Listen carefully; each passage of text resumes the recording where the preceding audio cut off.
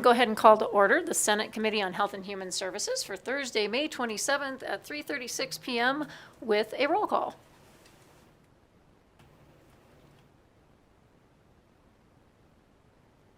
Senator Hardy. Here. Senator Harris. Senator Kekeffer. Senator Spearman. Senator Ratty. Here, please mark Senators Harris and Kekeffer present as they arrive. Welcome everybody to Senate Health and Human Services, the second season? I don't know. We thought maybe we were wrapping up, but we're getting a little extended run here, and I'm sure everybody is excited to see some additional episodes. So we're going to jump right in. We've got some very excited developments in Senate HHS. We've got two bills that we're going to hear today, AB 149 and AB 358. And so we will go ahead and go in that order. And so Assemblywoman Peters, if you'd like to get settled in and go ahead and we'll open the hearing on AB 149, kick off as soon as you are ready.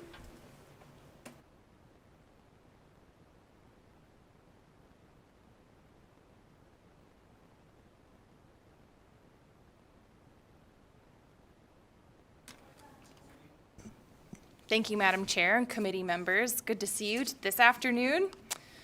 Thank you for taking the time to hear Assembly Bill 149 today. This bill is related to the cannabis industry laboratory data, public transparency, and reporting. The purpose of AB 149 is to increase transparency for consumers of cannabis products in Nevada. The Cannabis Compliance Board has the authority to develop and publish data collected via the Seed to Sale program known as METRIC. Laboratory data is one of the most important subsets of data available through the METRIC program. Laboratory data tells us the level of THC in each batch of tested product, as well as any potential contaminants such as mold or toxins, and is used to ensure customer safety. Since the inception of the medical and recreational use regulations, the respective regulatory and compliance agencies have set standards for cannabis products, which are verified through licensed independent laboratories. The results of these laboratory tests are available upon request by the consumer. However, there is no way to receive a complete data set of laboratory analysis of products from producers that is readily available or accessible by the public. You may know that I love data. I'm a data nerd, and I can take raw data and make it statistically significant, run trend analysis, and describe those things in a report. However, sometimes that is not the best way for the public to get that information. I'm sorry, that was from my initial testimony, in which case we were anticipating that we would have a database that we could extract data from and do some trend analysis from, but because of fiscal obligations, we had to pull that back and are looking at a data process that just publishes metric data so the public has access to all of that data in one place. We are just starting to scratch the surface on the value of data in this body and the stories that that data can tell us. In this industry, accessing the data can safeguard consumers from inadvertently consuming products that they may not want to consume. It may also tell stories about producer practices, such as shopping for results, and inconsistency in laboratory results can expose dangerous practices of analytical manipulation and that can put the public potentially in harm. In the bill, Section 1 proposes that a database be developed that contain all laboratory information related to cannabis products sold in the state of Nevada. In our house, we amended it to ensure that this was in a readily accessible format so that you can just go on and download the metric sheets. Assemblywoman, I'm going to interrupt you for just a second because Yes. I think, just want to make sure the record's clear. So sections 1 and sections 2 were deleted by amendment. Oh, thank you. I am referring to subsection 1, I believe. 3 Of subsection section 1. 3. Got Yeah, it. Thank yeah. you. Let's see. So we just want this in an accessible format that the public can go on to at any time and pull their pull data down from the different producers and licensed entities in the state. I have a couple of people here who can speak for the laboratories and for Cannabis Compliance Board, I believe is on the Zoom, if there are any questions related to the provisions of this bill. All right, we have established that the Senate Health and Human Services Committee are good little readers. So we've read the bill. Anybody have any questions? Senator Hardy. Wow, okay. Well, we probably should take some public testimony. All right, so if you guys want to step back, we'll go ahead and take testimony. Oh, you want? All right, so we'll go ahead and open up the public testimony in support of AB 149. We'll start here in the room. Mr. Adler. Thank you. Will Adler, representing Scientists for Consumer Safety. Scientists for Consumer Safety wants to thank Assemblywoman Peters for bringing forward AB 149 and hopefully bringing forward the transparency with the data we already collect in the state of Nevada. Thank you. And thank you for hearing it today. Thank you. Anybody else in the room who would like to testify in support of AB 149?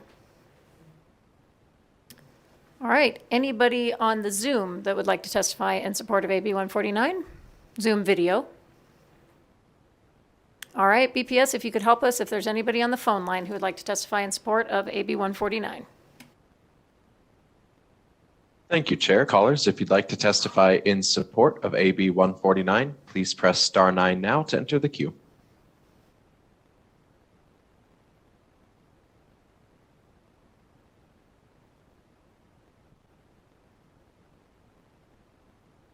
Chair Ratty, at this time, no callers have indicated that they would like to provide testimony in support. All right, anybody in the room who would like to testify in opposition to AB 149? Seeing none, we'll go to the Zoom. Anybody on the Zoom?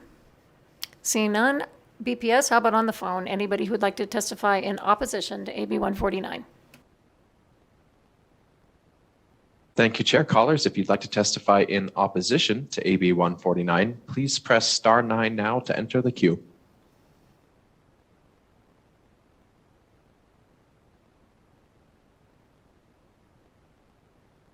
Chair Ratty, at this time, no callers have indicated that they would like to provide testimony in opposition. All right, let's go to neutral. Anybody in the room who would like to testify in neutral on AB 149? Seeing none, anybody on the Zoom who would like to testify in neutral on AB 149?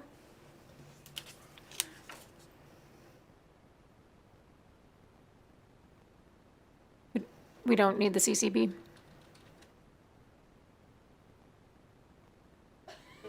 They are. Mr. Klimas, do you need to testify in neutral? This is Tyler Climbs for the record.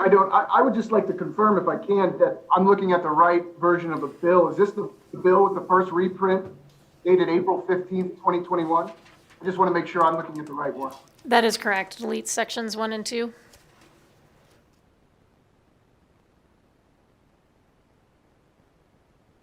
Yes. Thank you. All right. Thank you, Mr. Klimas. That was compelling testimony.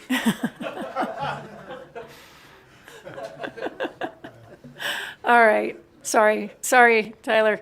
All right. So is there, we're in neutral. Anybody, we've done all of the, anybody on the phone line who would like to testify in neutral to Assembly Bill 149? Thank you, Chair. Callers, if you'd like to testify in a neutral position for AB 149, please press star 9 now to enter the queue.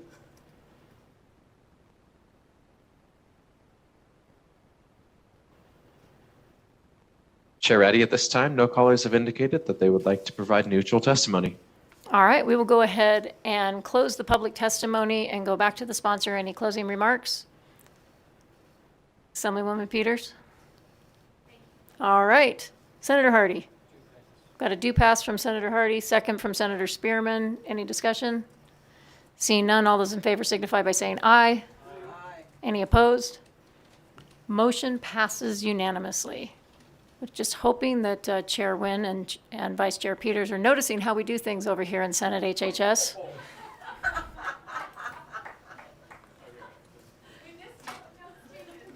I just presented a bill earlier, Chair. I can confirm they are not.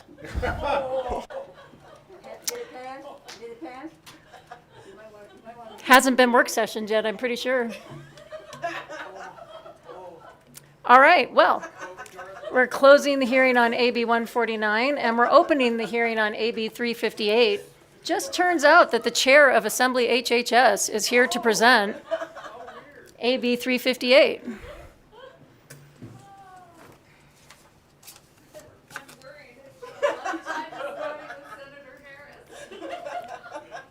Ms. Nguyen, please start when you're ready.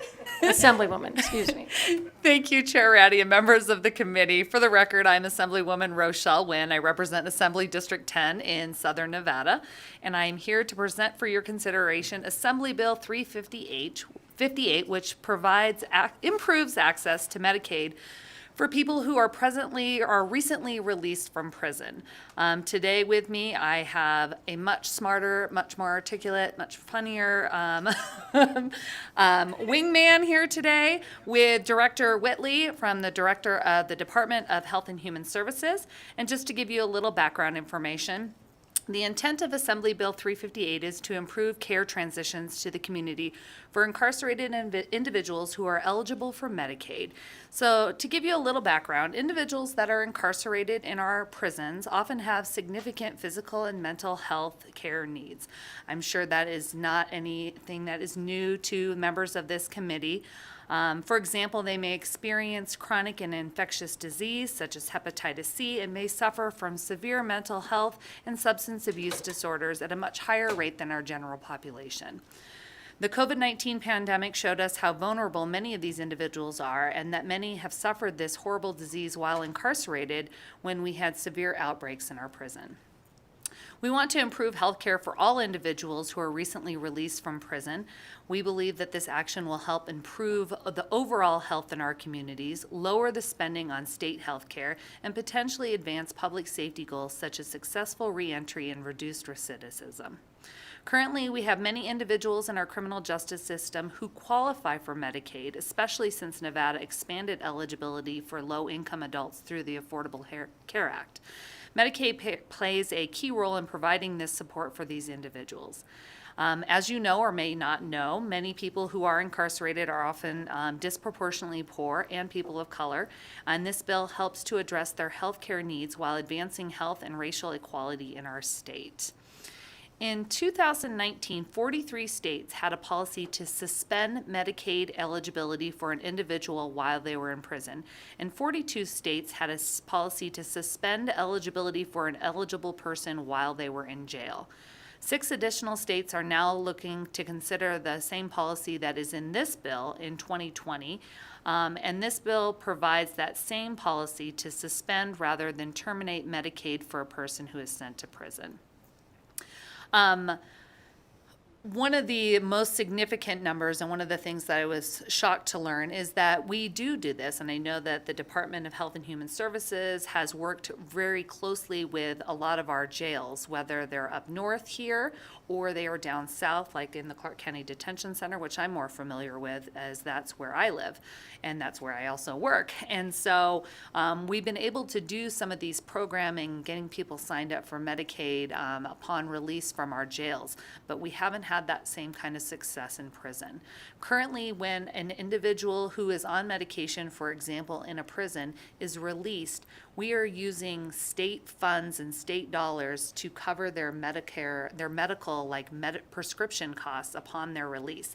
I believe Director Whitley had provided me with some information, and I think it is in the exhibits that are attached to Nellis, that I think in 1 year it was $56,000 alone just for cash payments of prescriptions upon release for those last 30 days. This bill will help keep our communities safe. We have people that are being released from have been incarcerated, they're being released from our prisons. Having access and having that continuity of mental health and physical health care upon their release will only make them more successful in society as they re-entry back. And with that, I will turn this over to Director Whitley if he has any other remarks to say, and I know he would be able to answer any questions this committee would also have about the details of the bill. For the record, Richard Whitley. I serve as the Director for the Department of Health and Human Services.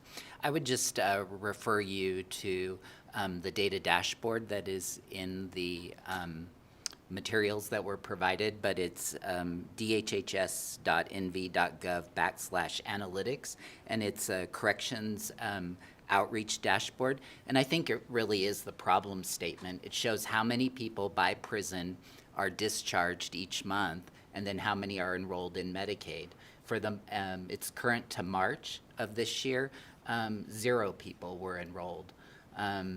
We've tried as a department, I think, to come up with strategies, that maybe work better outside Department of Corrections than inside, like offering computers that could be accessed and applications submitted. But we haven't been successful at it. We've offered to send staff in like we do in the jails. As Assemblywoman Wynn mentioned, we do go into Clark County Detention Center, Washoe County Detention Center, and actually do the enrollment. I think there's also something too where the jails see, they see people leaving in real time, and so the police on the street interact with folks, and so I think that it's real time impact that is experienced with the jails. I think this is important work. Our department supports this bill. People are really, people in corrections are assessed for medical and mental health conditions, treated while they're there, given 30 days of medication upon discharge. But you know how hard it is for all of us to get an appointment within 30 days. Medications run out. I think this dashboard is a nice framework for us to continue to monitor this as we get enrollment. We can actually, if the bill for all payers claim database goes through, we can actually show what healthcare people accessed and what their outcomes were. I would also mention that we're currently in an RFP process for managed care. As Assemblywoman Wynn mentioned, with the expansion of Medicaid, Clark and Washoe County are primarily managed care for the newly eligible. Most of the inmates getting out will be newly eligible. And we have put in the RFP an incentive actually to score more points on how people would deal with the criminal justice involved population. So I think that we're set up to really make this work. The key to it all is the Mr. Ridley, application. I'm just going to interrupt you just for a second, only because we're going to lose Senator Spearman because she has to present in another committee and she has a question. So I want to make sure she has the opportunity to ask that question before she goes. Thank you, Madam Chair. So here's the question, and a few years back when we did the different departments and DLC was there, and the statement was made by the then director, Director Zrenda, that when he arrived, there were severely mentally ill inmates who had been in solitary confinement for 5 years. And so here's my question. We're talking about the mental health, and I'm concerned that there's no accountability when they put people into solitary confinement. And right now, as I understand, they've got a max of 60 days. And there's no accountability as to whether or not they are being, they have access to mental health. And so here's my question. When you're talking about access to Medicaid, is there any way to make sure that they are getting some type of mental health treatment? Because what the data shows us is that going into solitary confinement any more than 3 days at a time is just like going into combat. And so people come out with PTS and there are all sorts of things. So I guess I'm trying to figure out how do we get to some kind of accountability? I think it's a great bill, but is there a way for us to get some type of accountability? Because the people who are getting out, if they're getting out a week after they spent 60 days in solitary confinement, we got a problem. For the record, Richard Whitley. I can't speak to the health care that occurs in the Department of Corrections. We're not responsible for that, and Medicaid doesn't cover people who are incarcerated. But I would say that I think this bill has the potential to be incremental policy making in that there are several states, Utah being the most recent, that have applied for a waiver from CMS to allow for Medicaid to be implemented 30 days prior to discharge, so that there's an overlap while the inmate is incarcerated. What that would do is drive really the standards of care, so they crosswalk to the community. So that's the most that I could say on it. I definitely could follow up and look into that. I think that, again, the dashboard is has potential for us to catch on both ends. People who maybe were treated in the community and end up incarcerated and then discharged. There'll be a through line with that, and so I think that the data will be very helpful to us as we go forward. Yeah, and I just want to be clear, I wasn't. Senator Spearman? I'm sorry. Looks like we have representatives from the Nevada Department of Corrections on there, and thank so you. you can get the question answered directly from the source. Thank you. Please go ahead. Good afternoon, Chair Ratty. Through you to the Honorable Senator. This is Deputy Director Harold Wickham for the Department of Corrections. I'm now the Deputy Director of Programs, and I'm happy to say that our serious mental SMI, serious mental ill offenders, are no longer held out at Ely State Prison. We've since the Zorinda days, we've moved them to NNCC, the Northern Nevada Correctional Center, where they're actually housed in a mental health facility. So they are receiving care and treatment. And as to AB 358, the NDOC is very encouraged by this bill because it will meet and assist the offenders in successfully returning to the communities while creating a much better continuity of care. So we certainly look forward to working and collaborating with our agency partners, DHHS and DWSS, on this meaningful bill. We're very pleased. We don't have what I guess, solitary confinement.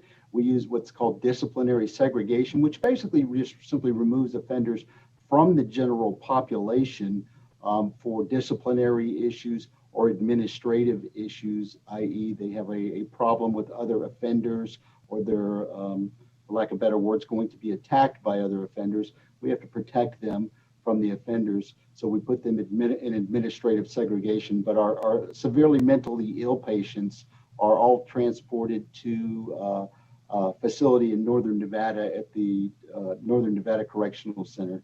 So I hope that answered your question, ma'am. Not really, but I won't go into it. So I guess the first thing I want to know is, you say segregation is not solitary confinement. And the other thing is, when they go into segregation, how many days are we talking about? And the third thing would be, what kind of mental health is available to them? Because we had a bill earlier, SB 187, that would have required those sorts of things. And the fiscal note on it was so voluminous, it never got through. And what I was told by one of the officials there is that they couldn't do all of the mental health things that were in that bill. So if we could, Mr. Wickham, focus, because we're here for AB 358, focus specifically on the mental health services, because I think that's the Health and Human Services question. Okay, thank you for the question, Chair Ratty. This is Deputy Director Wickham for the Department of Corrections. First of all, the segregation, right now the maximum for segregation is limited to 60 days. As far as mental health treatment, we do have Dr. Green, who does our mental health treatment. He is over our mental health facilities, and I can't specifically address all the things that mental health does. I'm told they do a great and wonderful job, and I'm confident in that. And as far as any fiscal notes to this bill, I mean, we submitted a fiscal note for staff to help to process the applications. So again, to the mental health piece, I wish I could be more detailed. That's just out of my bailiwick. All right, thank you, Mr. Wickham. All right, so we'll bring it back. I think we were still in the middle of the presentation, but it looks like there's some enthusiasm for questions, so I think we'll just go ahead and jump into questions. Senator Harris. Thank you, Madam Chair. I was wondering who provides the mental health services?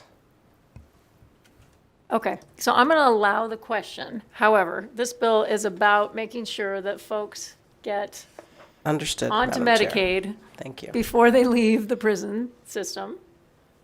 But because there's some interest by the committee, we'll take this one question and then we're going to get back to the focus of this bill. So, Mr. Wickham, can you just talk about who the service provider is for behavioral health services in the Nevada Department of Corrections? I think most of your bills go through judiciary, so we're all interested here. Good afternoon. For the record, Deputy Director Harold Wickham, through Chair Ratty, the Honorable Senator Harris. Our mental health services are provided by in-house providers as well as contract providers.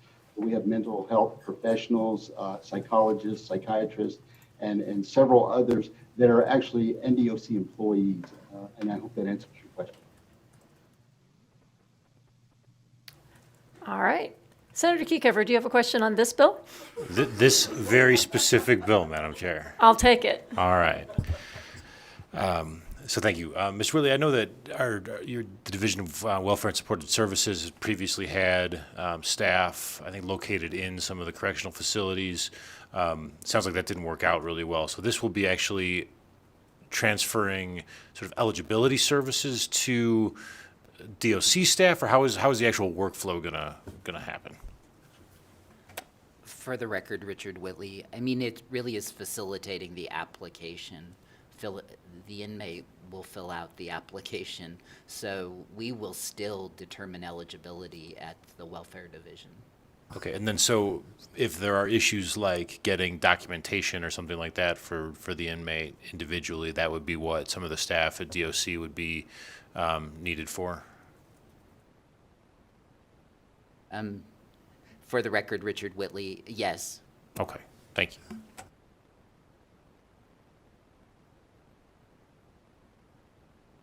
I believe so. Senator Hardy, any questions? All right. I just do have one question. I'm struggling coming up with the bill number, but Mr. Whitley, I think you'll be familiar with it. We have a Senate bill that came out that includes very similar components to this bill, sponsored by Senators Hardy and Settlemyre. And I just want to make sure there's no conflict between this bill and that bill. We were enthusiastic about that bill as well, and it includes some additional provisions on personal care assistance that we're enthusiastic about. So I just want to make sure we don't get down to the end here and there's any concerns that this bill is doing something different or distinct from that bill. Do you know the bill that I'm referring to? For the record, Richard Whitley, I'm not aware of any conflict in that. Suspending, I mean, I think the two actions here are suspending Medicaid eligibility, but frankly, the majority of inmates have not been enrolled in Medicaid. So I think the focus on suspension is consistent with this bill. Great, thank you. Senator Hardy? Thank you, Madam Chair. That's how I read it too. It's SB 93, and that was dealing with the suspension instead of termination. That way they would be able to get back on easier than reapplying. And I think this is very compatible with it. Great. Mostly for the benefit of Chair Wynn. Want to make sure that that this committee is enthusiastic about both versions because of the additional components in 93. And Rochelle Wood, for the record, I was familiar with SB 93, is it 93? And so I made sure that they were compatible and there was no conflict, and I think that they complement each other Fantastic. perfectly. Great. All right, any other additional questions? All right, with that, we'll ask you to step back and we'll go to public testimony. Is there anybody here who would like to testify in support of AB 358?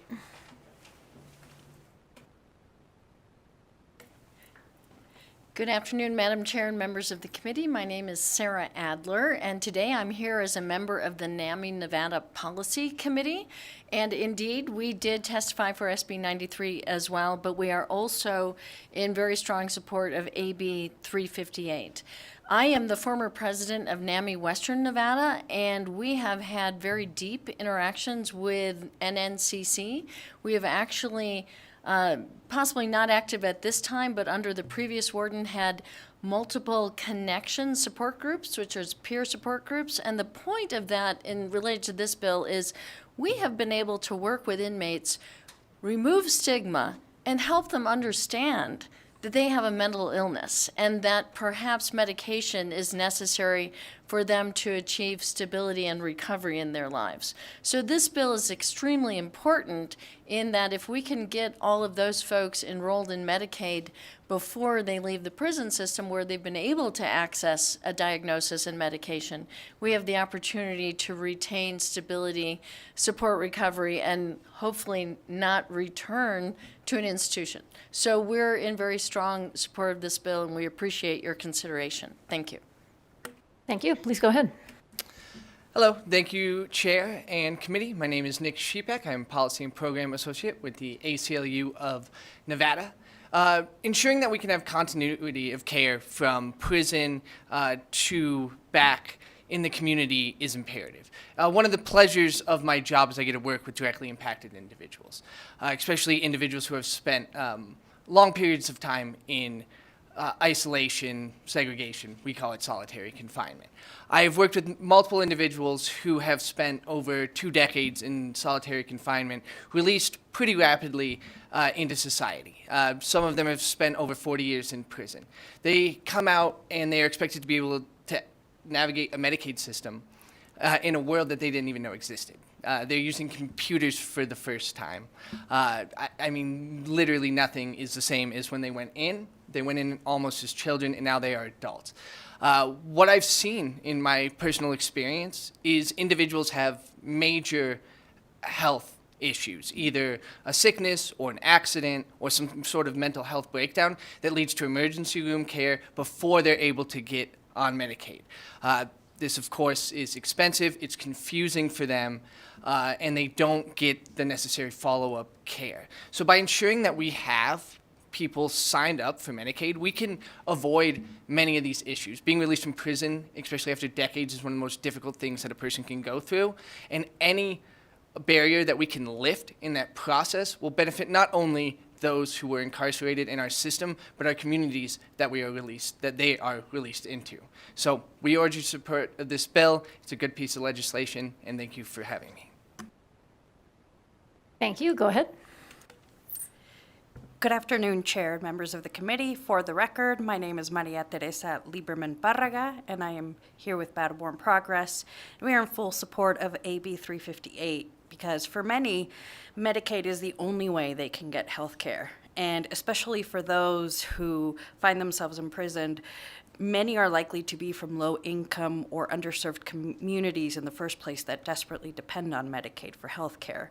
This program is essential to ensure they can access any health care coverage. And once a person has served their time, they should be given the opportunity to turn their life around, and that includes access to health care.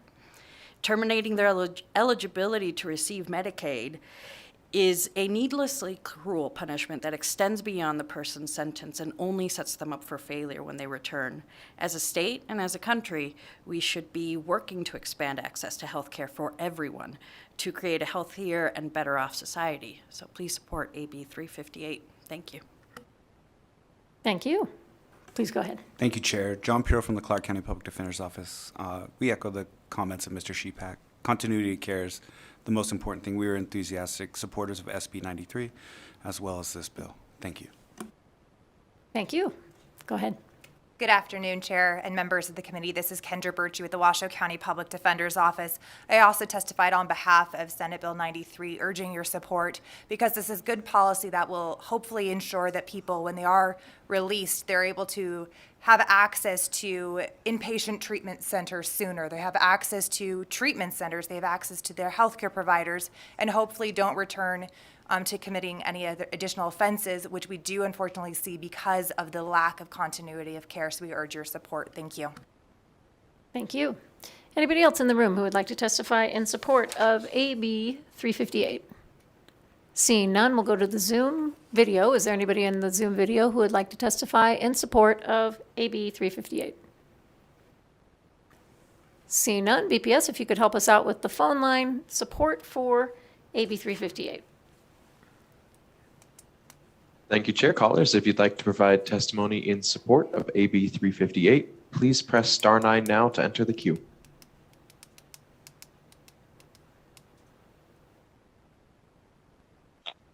Will the caller with the last three digits of 080 please slowly state and spell your name for the record? You may begin. Hi, Jim Hoffman, Hoffman, representing Nevada Attorneys for Criminal Justice. In the interest of time, I will just echo what everyone else said. We think this is a good bill and we support it. Thank you. Thank you. Chair Addy, at this time, no additional callers have indicated that they would like to provide testimony in support. Is there anybody who would like to testify in opposition to Assembly Bill 358?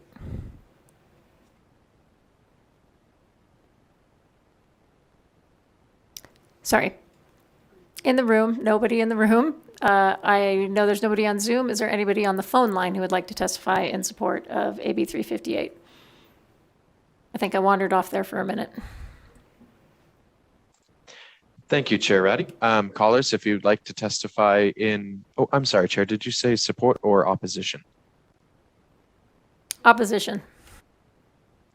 Thank you, Chair. Callers, if you would like to provide testimony in opposition to Assembly Bill 358, please press *9 now to enter the queue.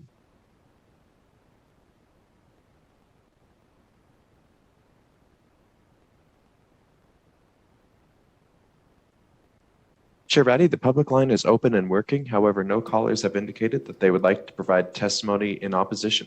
All right. Anybody who would like to testify in neutral on AB 358? Anybody in the room? Anybody on Zoom that would like to testify in neutral? And anybody on the phone line, BPS, please. Anybody who'd like to testify in neutral on AB 358? Thank you, Chair. Callers, if you'd like to provide testimony in a neutral position for AB 358, please press *9 now to enter the queue.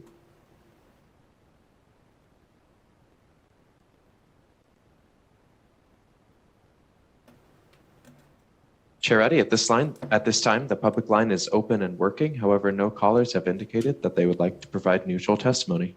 Okay, we'll go ahead and close the public testimony on AB 358 and bring it back to the sponsor. Anything else that you would like to add? All right. With that, committee?